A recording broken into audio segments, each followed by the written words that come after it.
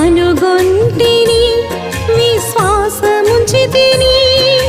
యేసయ్య కొరకు ఎదురు చూచుచుంటిని మహిమగల నీ వస్త్రము ముట్టుకుంటిని యేసయ్య కృపలు స్వస్థపరచబడితిని మహిమగల నీ వస్త్రము ముట్టుకుంటిని యేసయ్య కృపలు స్వస్థపరచబడితిని మరువలేని